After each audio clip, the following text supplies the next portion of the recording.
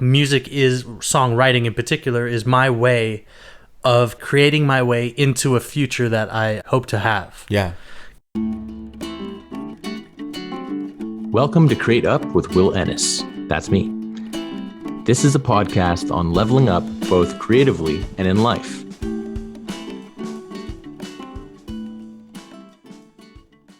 Welcome to the season 2 finale of Create Up. I'm Will Ennis, and today I'm interviewing my friend and soon to be yours, Jonathan Cohen. He's a musician and singer-songwriter, and this interview is my favorite type of interview I do on this podcast, where a creative comes in and shows some of their work and then talks about the process behind creating it. John's going to share with us 3 of his songs and talk about the music and music in general, and he's going to talk about his love of the Backstreet Boys. Now, if you enjoy this episode, like always, share it with your friends, like, comment, subscribe on all the platforms where you do that kind of thing, and follow John at Jonathan Cohen Music on Instagram. All right, without further ado, let's get to it. My talk with Jonathan Cohen. Enjoy. Now we're to the metronome, baby. Give it to me. Keep going. Yes, here we are sitting at the cottage. We're about to make some steaks, and yet we're getting awesome. Here we are just at the cottage. I ask questions and John gives us knowledge. See, you're so much better at this. No, come on. All right, but mine's coming in quiet. So let me. I'm peaking a lot on mine. I think I'm peaking a lot on mine. How am I doing? We're about equal. We're about equal. I was doing. Am I peaking at all? No, not at all. Well, Ennis. How's that? Perfect. That's great. Perfect. Well, welcome to the podcast, man. It's really good to have you here. I really like the vibe. Yep. This is the first interview I've done like this where it's not over Zoom, so it's more chill. We're at the cottage, which is great. We got the fire going, very romantic. Our girlfriends are not here. Yeah. Not here. My dog is here. He's on the floor chilling, sleeping. Very cute. Yeah, he may get up and pee, but that's, I'll clean that up.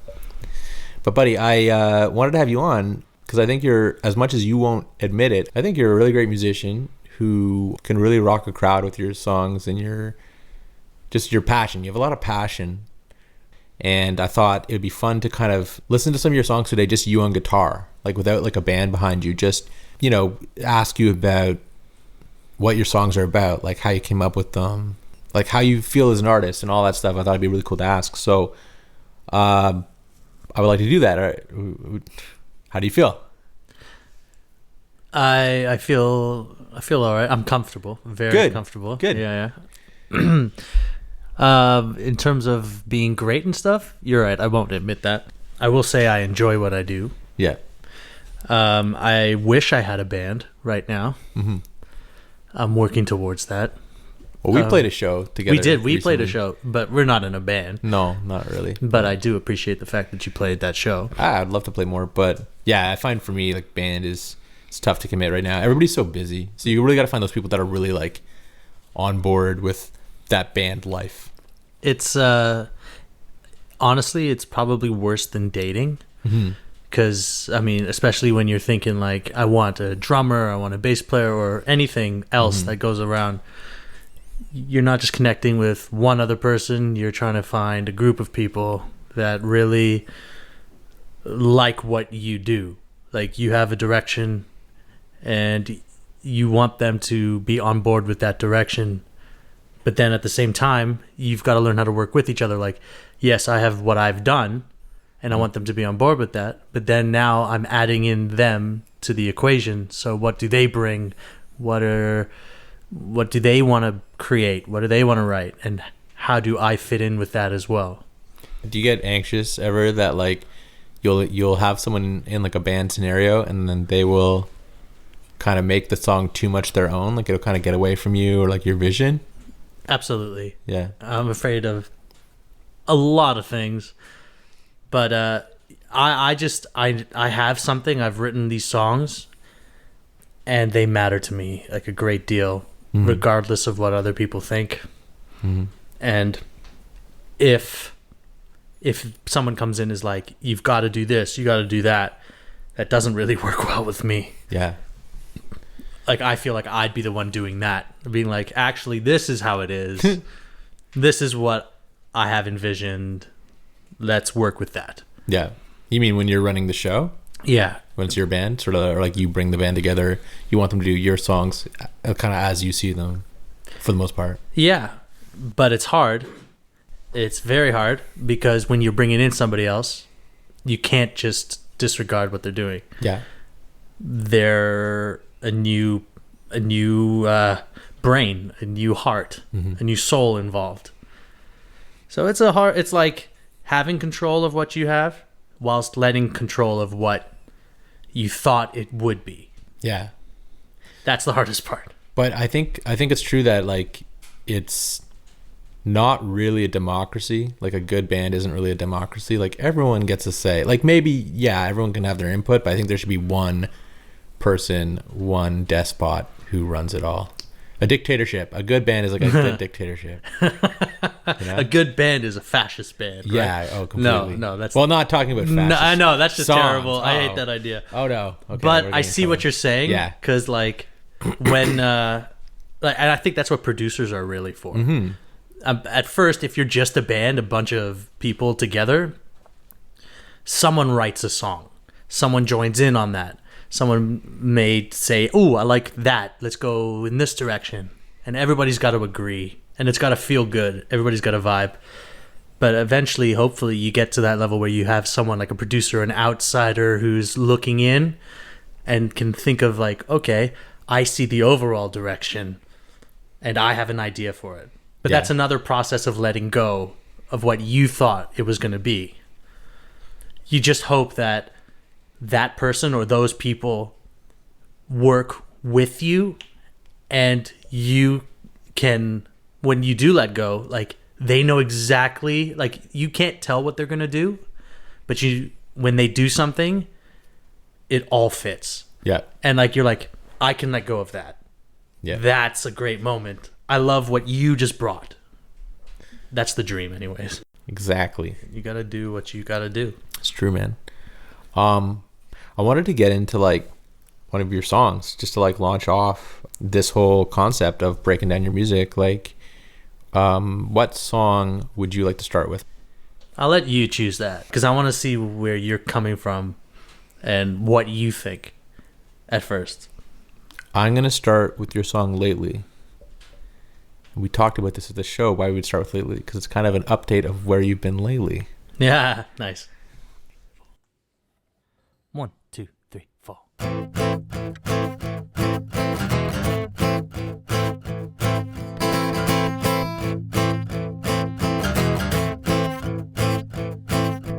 Lately I've been sitting in my misery, and I'm just afraid of the world I'll create when I decide to hide no more, 'cause I wanna see you, want to be here with you, singing along with me.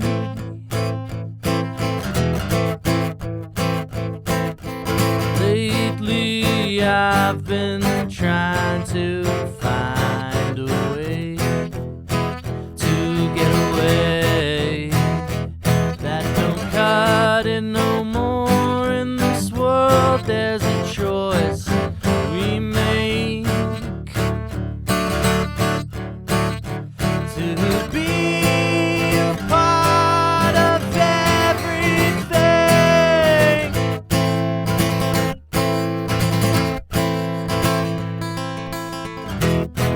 or destroy.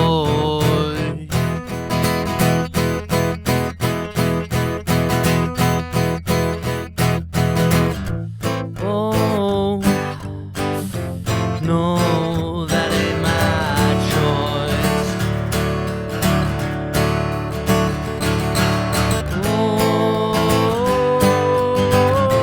we are one and oh, but split apart, I don't understand it anymore.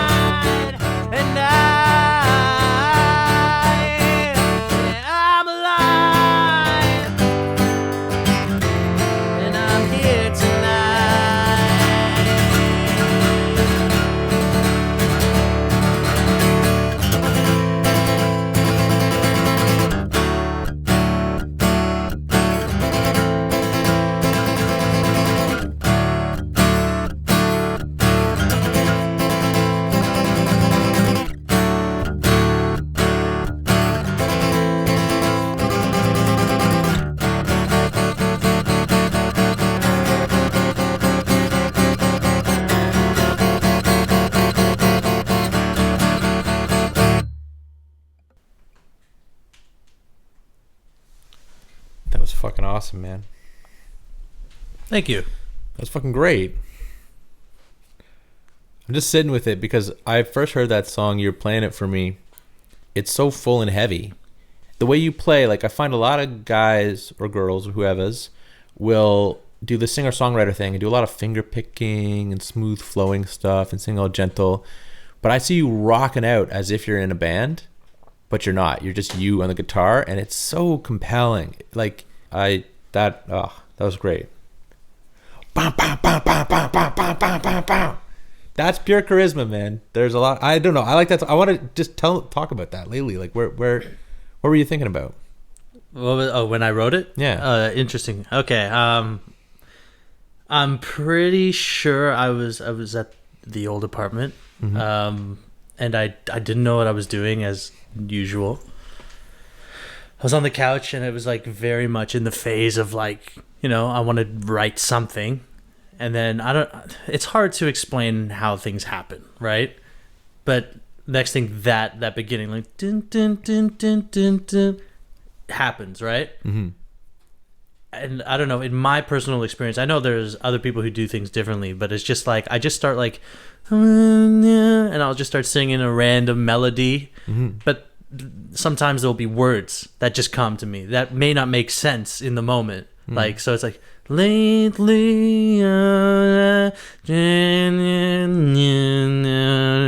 then like I'll play that like over and over again because I know that lately is something like that means something, and I don't know what it is. So then I'll keep going, and then I'll sing it again and again until next thing I know. Like sometimes it's different, and I think in this case, like it was I just had something to say, and I don't think about it. So I just kind of say the thing, and sometimes it really works, like with lately. Yeah. But certain things would be different. Like when I first write it, like when I first sing it, I'll just say something and it might not make sense. But then at that period, I had like a pen and paper with me, and I'd start writing something, and I'll play it over and over until it's like, lately I've got something, lately I've been sitting in my misery. Okay, boom, there it is. And then I write that down, and then it's like, okay. And I'm just afraid, right? Boom, boom. And like, sometimes it's really quick and really like, this is what I have to say. And other times, like, I'll just kind of hum something, and then I won't make any sense until like days or weeks later when I pick it up again and I'm in a mood or a particular vibe. Like, in this case, it would be like more on the depressing side of things. Yeah. And I'll just kind of have the words. They'll just kind of happen. And like it's just like tweaking, and you go back and forth, and you're like, that's what I wanted to say. Boom, you write that down. Oh my God, that works. There it is. Yeah. So with lately, I was just not in a good place. You know, we all get there. Sure. And it was kind of like one of those fed up moments. But like I was honoring the fact that like I wasn't in a good place. Mm-hmm. And then I don't like to just be down. I feel like my music is all about music is, songwriting in particular is my way of creating art, like creating my way into a future that I hope to have. Yeah. Because, like what am I going to do with my life? Well, here it is. I'm writing this song. And it may not make sense, but then when it does make sense, and it may only make sense to me, but this is it. Like, this is where I'm going. So it's like, this was kind of like, here I am, you know? This is my shit. I'm struggling with, like, what to do. Do I do good, or do I just kill it all, so to speak? And then, no, I'm doing the thing. I've already made the choice. Yeah. Here I am, like, in this moment, playing this song, and this is my choice. And you have nothing to hide anymore in the line. I like when you say that too. Yeah, like, here it is. Yeah. Pouring my soul out to you, right? And I always envision things in like oh, look, they're the fans. Right? Yeah. They're not there yet. Here we are. And like, I'm not at the ACC. I'm not like, anywhere huge. Yeah. But whenever I play at a bar, this song in particular is great because at the end of it, like, I start off scared. Like, I start off terrified up on stage. And this song is that way of creating my way to just be like, fuck it. fuck it. Yeah, here I am. Here I go. Right. Welcome to my fucking show. Except there's no swear words in it. Yeah. But I love that. That's such a great way to start a show with people, because you're acknowledging that you're nervous, but you're still here to give it and have nothing to hide. It means like you're gonna serve us, the audience, and be like, I'm gonna give you every honest feeling I have, and there's something freeing about that. And I've noticed that in your live shows. You don't notice this. We talked about this off stage, but like people will cheer in like the middle of your songs, which is really interesting. People usually listen to a song and it ends and they clap and they holler, but you will get big reactions just off certain lyrics. Just a Guy has a couple, but that one too, when you say stuff like, there's nothing left to hide, and when you belt stuff out, not to mention you're strumming those chords like power chords, like you have a whole band behind you, you're just filling up the room, yet it's just really you and your vulnerability, but also your courage to fucking say, I accept it all. Like, I'm just gonna put volume 10 with this vulnerability or whatever. Yeah. You know, I feel like, I like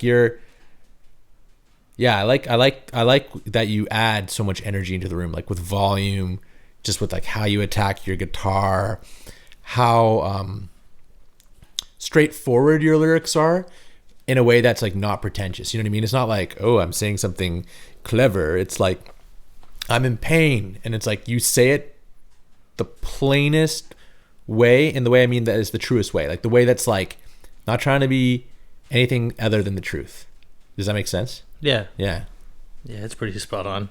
Thanks, bro. I listen. Yeah, but my pain is more of an internal thing. It's not like something outside's happening to me and I have to deal with it. No, everything that I do is very introspective. Like, I'm no Jimi Hendrix, you know.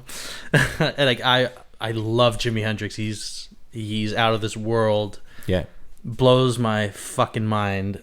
Holy crap. And like I would listen to him like all the time, just like straight through from beginning to end. And now everything I do is like simple, from my heart, and vulnerable.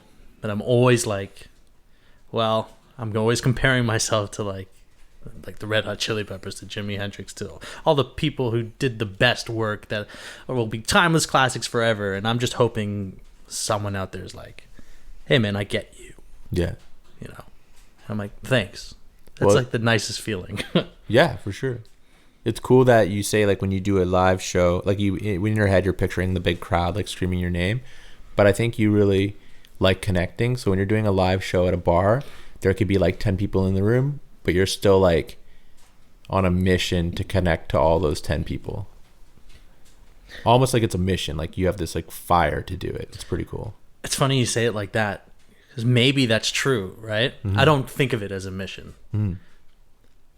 I get up there and I'm like just terrified, and I'm like, hey everybody, and I should let you know, I'm not thinking about the big crowd when I'm playing. Yeah, it's like just my little dreams, you know. Yeah. I don't think that. I think when you're in front of the 10 people, you're like, these are 10 people, and you like, it feels like you're honoring the room, and you're like because even as your friend, you'll be like, everyone matters. I'll be like, everyone, like just joking around. You'll be like, everyone, like you're like really passionate in that way about connecting with people and like their humanity.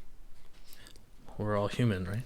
I know, but I don't feel like everyone hits the stage as invested in the moment as you. Maybe not, but there's some really, really talented people out there. There are. Like, the best part about going to open mics, like I've been forcing myself because I'm just terrified all the time, is sitting there and not playing. Is watching everybody else go up there and deliver their thing. And then when people really cheer for that person, or even just like give them that, hey man, yeah, that was a great job, you know? I'm always like, yeah man, or yeah, whoever you are, like look at you, like you're doing it, right? You're fucking doing it. And that has really changed everything. When I first started going to open mics, it was, you know, oh no, I'm going to perform. Oh no, people are watching. I'm going to fail. I'm going to fail. Now it's like, of course, okay, I failed before. I fucked up on stage. I've done it. What's going on, right? That's really, it's, I see myself in them when they're up there. Yeah. That's what music is. Music is hearing yourself in a song. You know what I mean? Think about any song you've heard. Yeah. You hear something about it that is you. Oh yeah. Whether it may not even be the lyrics. You're the guitar player. Yep. You're the drummer. You're whoever it is. You're the sampler, the beat maker. Yeah. So much so. Yeah. So often I listen to music and I feel like I'm channeling them. Definitely. They're doing it for themselves and for anyone who's listening. Yeah. But you're listening for you. Yeah, and I feel like when you're uninhibited, when you're fucking giving it and you're giving it to the room and all that stuff, then people can join your energy level and it's intense. And because I know we first met as actors in Meisner class and you were intense. You were like, ah, and all this screaming and shit. And and that's the great thing, man. When you're making music, you take that same approach. You're just like bearing your soul, and then the whole room has to choose to jump into it. And when they do, they hit that level. So it's like you take people on a ride. Versus like I could see like some musicians that are technically good that maybe are maybe inhibited, maybe myself included, where I can't fully reveal what's going on. So I'm playing my song and like I'm not fully giving the emotion that I have, or I'm not fully letting my voice free. And the inhibition makes the audience inhibited too a little bit, whether they realize it or not. I think when you feel free, then people are like, oh, it's a gift because now I can listen to this and I can feel free. Yeah. Yeah. But it's not easy. No. It's not easy letting go. You have to just do it time and time again. Yeah. Until it's like trained. I think that was one of the better lessons I learned. Nice, man. I was thinking we could check out a second song. I think that's a good place for us to go to a second song. All right. All right. So let's get to this next song. Living My Dreams. All right. All right. 1, 2, 3, 4.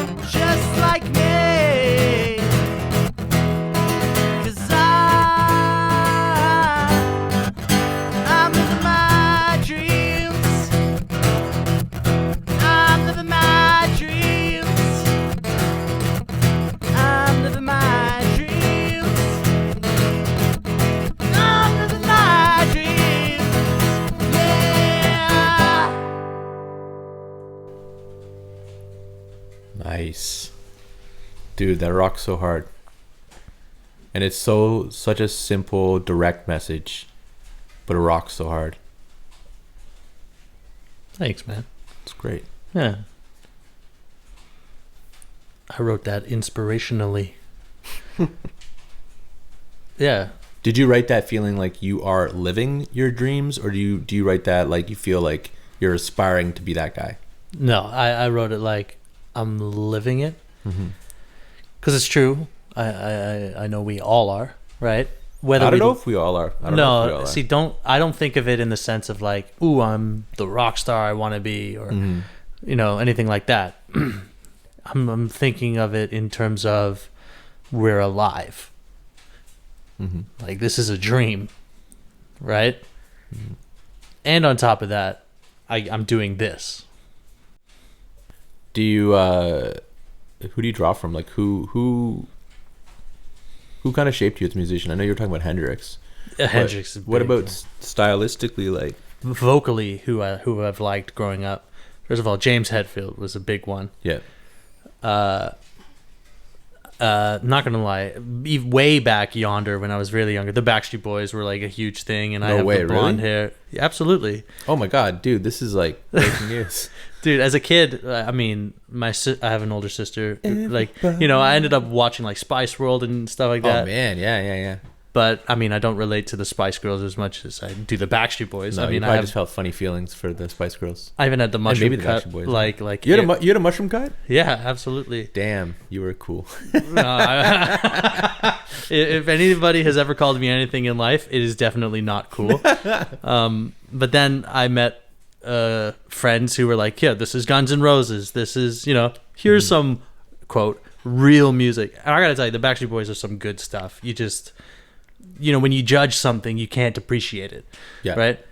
But then from there, like, I would be drumming to like Guns N' Roses. But then, I would always be driving in my car when I got older, listening to vocalists, because you can't drum in a car, although I'd try. I really, really fell for Chris Cornell. Yep. It was Audio Slave at first, because that was, what was most recent. Then I discovered Soundgarden, like Super Unknown, that whole album.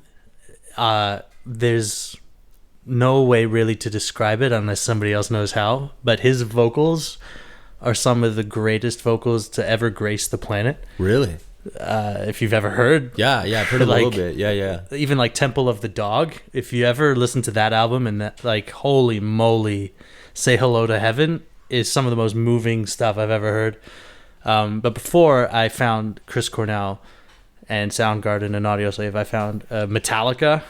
James Hetfield is a huge inspiration. So Metallica got you into the guitar. Like the singing and playing guitar, James Hetfield is some of the best out there. Like, again, with complexity of guitar, with vocal, it's incredible. Metallica is a huge inspiration.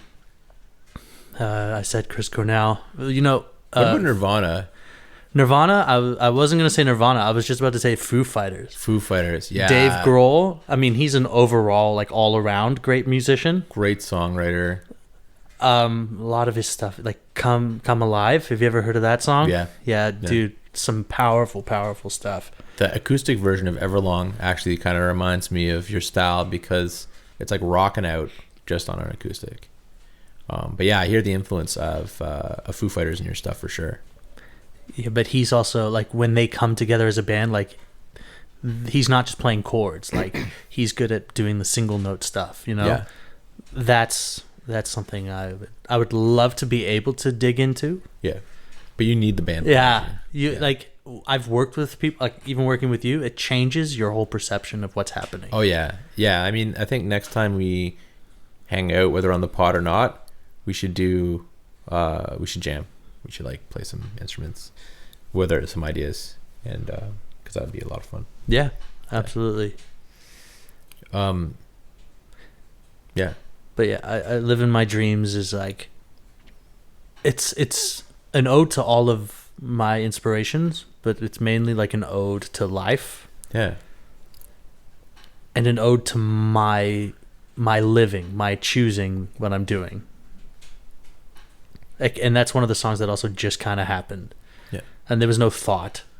Like, you found the chord, boom, you had the words. Yeah. It's magic. It's magic. Also, it's awesome how we've sort of jammed before, and like you come up with lyrics pretty quickly. Like you just kind of, and like you have a certainty in like the inspiration that hits you. Some people question it. Some people take 2 months, 3 months to write lyrics, and you can kind of just like find its essence really quickly. I think that's one of your skills. Do you think the first impulse is usually like the best one? I think that's true. Yeah. When it just kind of happens to you. You know what I mean? Yeah. This is one of those moments where I might be like, hey, you should cut this. Because this is going to sound really stupid. No, go for it. It's like when you drink too much, okay? Yeah. And then you feel that urge to puke. Yeah. And then you just puke. Yeah. You know that's right. Yeah. You know your body's saying, spew it out. Oh my God. This is like resonating with me on a deep level because I was recently quite sick. And it's not a good feeling sometimes. It's horrible. But there's such a relief when you get it out. When you just let it happen, Yep. you will feel better. Yeah. And if you happen to press record on the songwriting, not the puking, I don't recommend that. Your body, your mind, your soul, like it just kind of knows. Yeah. There are people out there who like think about what they're doing and they're like, all right, listen, write the music, then write the lyrics separately. Mm-hmm. And it's like, okay. And there is that way. But it's not how everybody works. I'm more of the, here it comes, I'm going to puke. And sometimes like you hold back and you don't, and like you don't, like, I don't know, you know what it's like to be like, I'm not ready to let this out. Yeah. Sometimes it just comes out. Yeah. But sometimes you have to just take your time and then like allow things to happen. And I know I chose puking, but for some reason that feels oddly right. It's like, that's what creativity is, I think that's fair because sometimes what's going to come out of you is not always the prettiest stuff. Sometimes the realest stuff is, the truth isn't always like what you'd plan on talking about. No. Absolutely. Sorry about that. That's all right. Yeah, I really enjoy, like you share your pain a lot. I feel like, do you feel like you have like a painful existence and that music is like the saving grace on that, or am I just projecting? I would agree with you, but it's ironic because a lot of it's also based off of me playing music. Yeah. Being anxious to share what you feel like.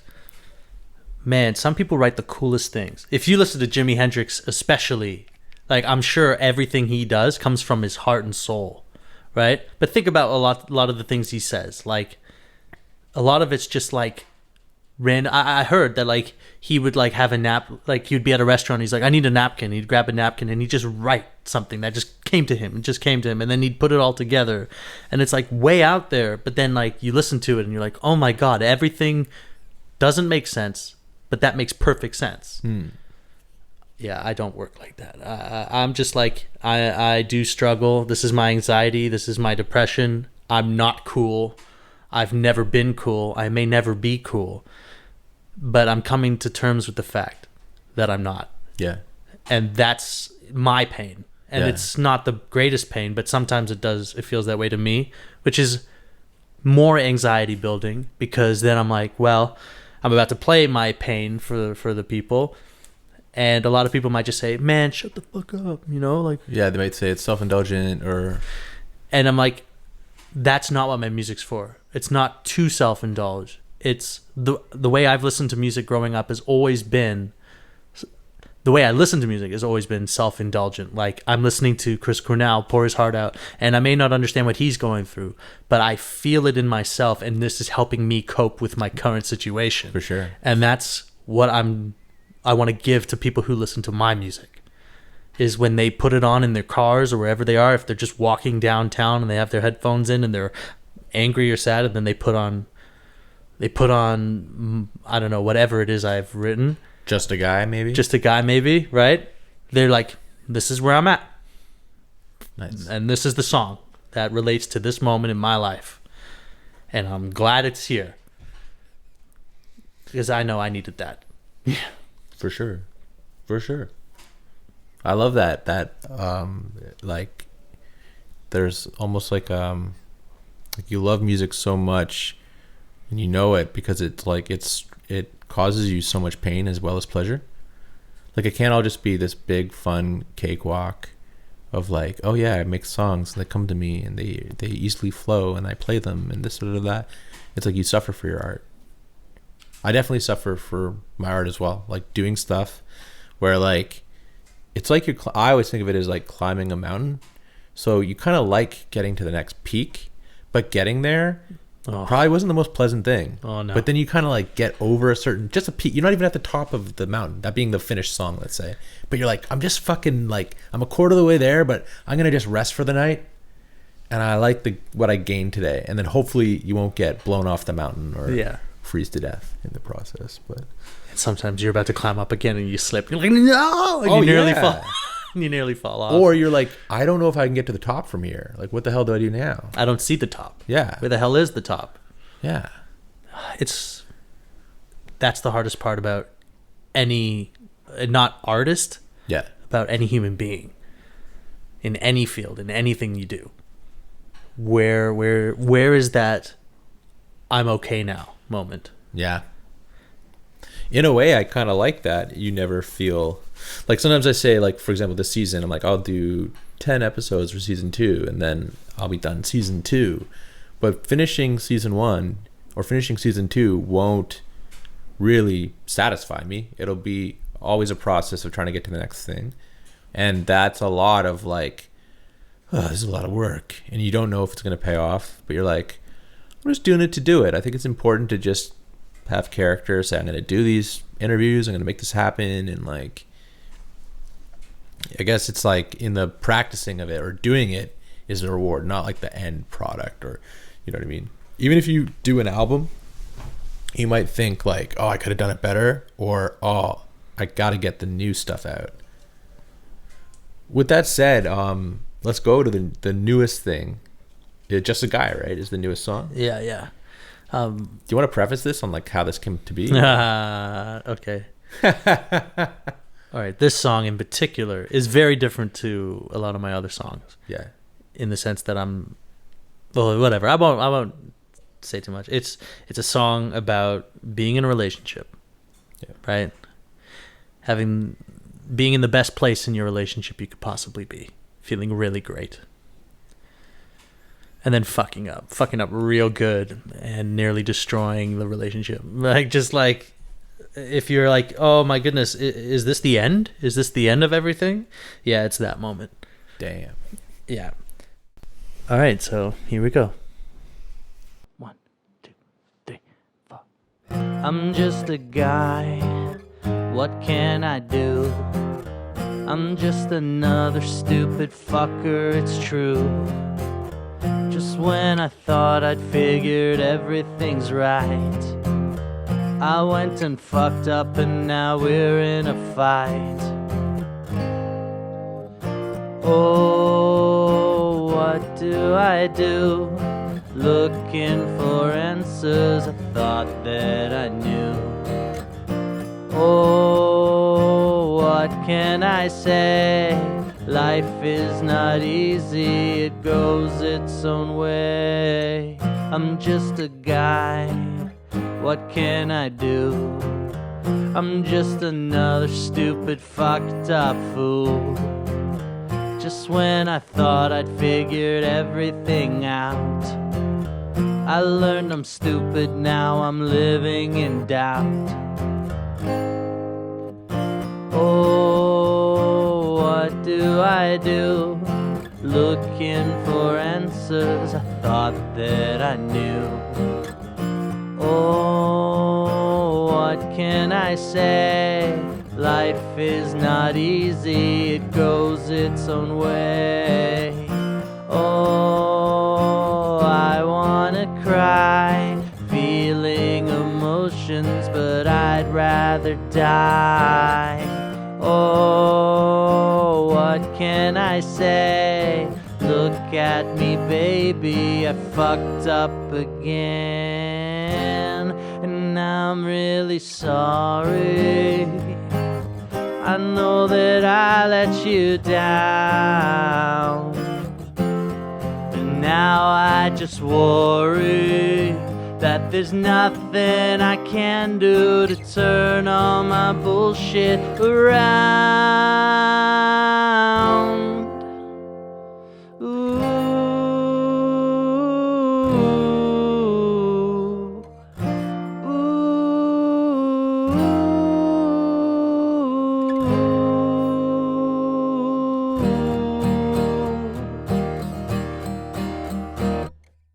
I'm just a guy, what can I do? I'm just a fuck up fucking up what I do. I really wish that I had figured things out, but now I'm lonely. Oh, what do I do? Looking for answers I thought that I knew. Oh, what can I say? Life is not easy, it's all just a game.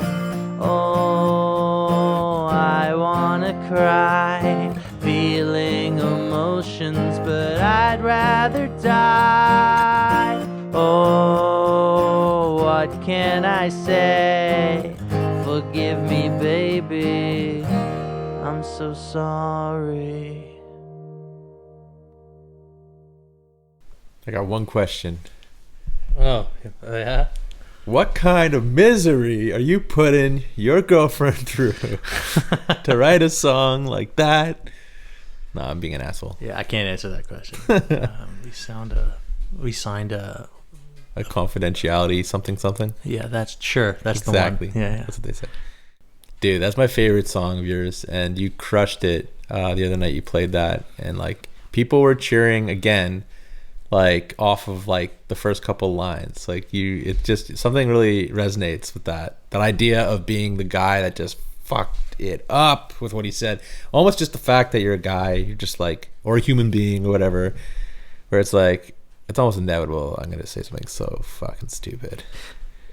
It wouldn't be the first time. Yeah. You know what I mean? Yeah, I relate to that though. So much. I'm sure, like that's one song that I know for certain people will understand. It's so funny because it's such a universal song, but it's not like something you planned. Like, oh, everyone can relate to this. No, abstractly, you're like, I live this. Yeah, like, this is the crazy thing. Is I had these chords, I had this whole rhythm, everything was set up. Yeah, and I had some words, right? But I didn't have a story yet. Like I wrote this weeks ago. Yeah. And then the thing happened, right? And it was like a fight or an event happened. An event happened. Yeah. And then she went off because she had things to do. Mm-hmm. And then I was there at home by myself going, like, this could be it. Like, this could be a thing that could end this relationship. Yeah. And I was depressed, and I was like that dead inside, that dread feeling of like, I don't know how to like doom, you know? Yeah. Like it's over. And then I was sitting on my bed, and I just picked up my guitar. Sometimes I just do that, right? You just pick up the guitar. I don't know if you feel the same way when you create your stuff. If you're just like, I'm just gonna start doing something. Yep. And then I was like working around with some chords, going, nothing feels good right now. And then I remembered, and I played the beginning chord of this song, and I'm like, oh wait, I have this. And this time when I played it, I had the words because I was in it. And that's it. Like, you know, you write something a ways back, and then all of a sudden here you are. But this wasn't a good feeling. This was like, this is where I'm at. And I wrote it for her. I'm like, when I played it for her, and she was like, she smiled. She's just like, yeah. The ultimate apology. Yeah. She's like, John, play my apology again. And every time like I tweak a lyric here or there, it's like to make it what it is. Yeah. I'm like, I ask her, I'm like, what do you think? Is this right? She's like, right here. This is the right thing. That's awesome. It's funny how you're like, this is not a good feeling, but then that makes such a good feeling song. like you feel it. You know that when you've finished it, you're just like, yeah, like this was right. Because it was wrong. This what I'm doing is the right thing to be doing. But it's so cool that like that wrong and that feeling of wrong is like frozen in time, but the way it's frozen, it's so beautiful.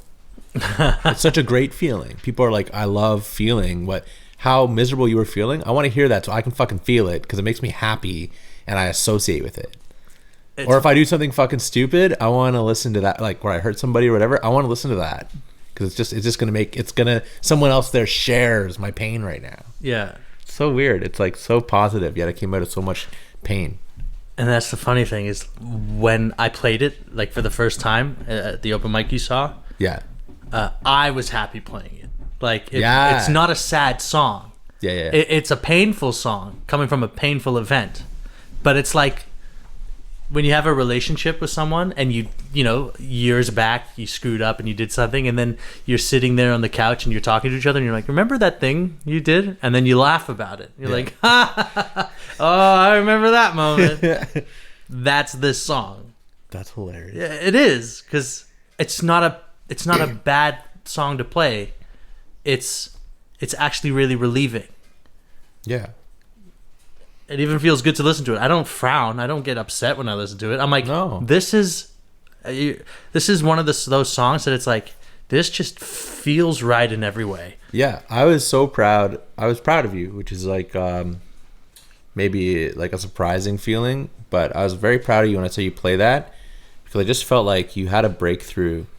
Or maybe I just was like feeling the breakthrough you had at that event, and that you turned that event into a song. And I was just something about it. I was just like, man, this feels like such a universal song, like the most universal song I've heard you do. And maybe it's because I relate to it in my way. I think everybody fucks up. Yeah. Like that's it. Yeah. John, man, I'm really excited to see what you do next. And I can't wait to edit this episode and re-listen to these tracks. And I hope people really dig these tracks. Where can people find you? Like, where can they hear more of you? I do have an Instagram at Jonathan Cohen Music, or just show up to some open mics. I like to go to Bar Cathedral. Yeah, downtown. On Monday nights on the Esplanade. Thanks for having me, man. Thanks for being here. Ladies and gentlemen, that is the show. I hope you enjoyed it. Again, if you want to check out more of John's stuff, follow him on Instagram at Jonathan Cohen Music.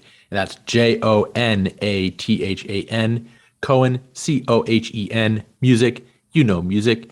He's going to be releasing an EP really soon, and he'll have all the details of where to find that there. Now, as for me, I'm going on hiatus. I thank everyone for checking out the show, and hopefully I'll catch you back in the summer when I start releasing new episodes. I'm going to take the rest of the winter and the spring to make some music and hopefully release an EP of my own.